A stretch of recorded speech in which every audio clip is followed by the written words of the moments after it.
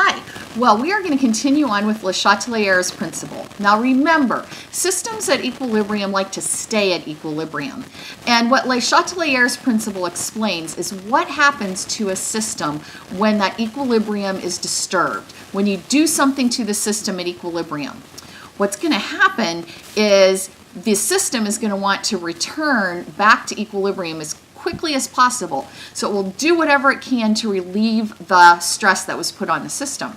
So for example, we learned that if you added something or you changed a concentration by adding something, it would shift away from what was added. If you removed something, it would shift towards what was removed. And then temperature, if it was exothermic, we put an E as a product, and then we use the concentration rules. And if it was endothermic, we put an E as a reactant.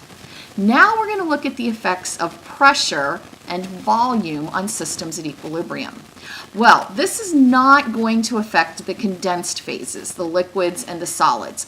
We only have to pay attention to the gases in our balanced equation. Now remember from our gas law unit that volume and pressure are inversely related.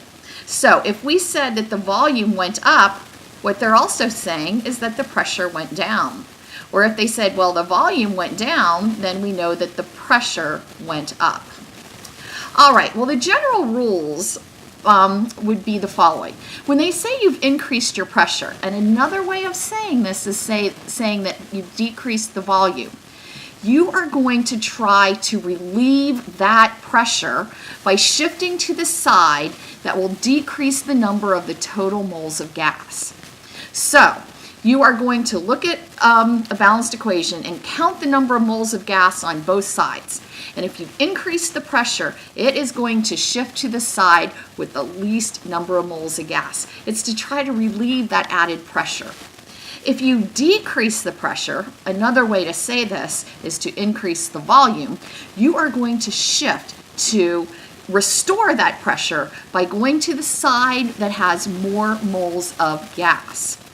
If there is no change in the number of moles of gases in your reactants and product side, so let's say you have 2 moles of gas on the reactant side and 2 moles of gas on the product side, pressure and volume changes will have no effect.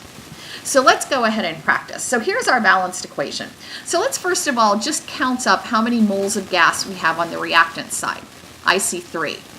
And on our product side, there should be a G here. It got pushed down to this place. There are 2 moles of gas. All right, so there is a difference. So pressure and volume will have an effect on this equilibrium position. All right, we would like to predict the direction of the reaction if we increased the pressure. Well, if we have increased the pressure, we want to relieve that pressure. So we're going to shift to the side with the least number of moles of gas. So this one would shift to the right to get to where there are less moles of gas. All right, let's go to our second equation here. Phosphorus pentachloride, that's 1 mole of gas. And it's in equilibrium with phosphorus trichloride, that's a mole of gas, and chlorine gas. So that's a total over here of 2 moles of gas. All right, so if we increased the pressure, we're going to want to relieve that pressure. We're going to shift to the side with less moles of gas. This reaction would shift to the left to relieve that pressure.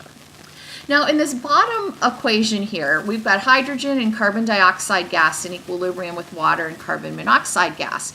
There are 2 moles of gas on both sides, and so if you did anything to the pressure or the volume, it would have no effect on the equilibrium in this equation because the moles of gas are the same on both sides.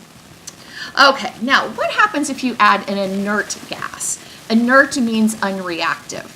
So things like noble gases like argon or helium, those are some inert gases. They do not react with the system. So the total pressure of the system, yes, it will increase, but the partial pressure of the reacting species is going to stay the same. So adding an inert gas has no effect on equilibrium. Okay, so don't let that trick you. All right, next, a catalyst. We all should know by now that a catalyst speeds up a reaction by decreasing the activation energy, but it has no effect on the equilibrium constant. What happens, a catalyst doesn't affect equilibrium. You just get to equilibrium faster with a catalyst, but it doesn't affect equilibrium once you're there. All right, so summary. Only a change in temperature is going to change our value of the equilibrium constant, that K. Temperature, concentration, pressure, volume can change our equilibrium position. A catalyst will speed up our reaction, but it will not affect the position of equilibrium. And an inert gas will not have an effect on equilibrium. All right, we're going to practice this in class, so I hope you took notes. If you need to, rewatch these videos. And just remember, a system in equilibrium wants to stay at equilibrium, and whenever a stress is put on the system, it's going to react in such a way as to relieve that stress. All right, have a good night.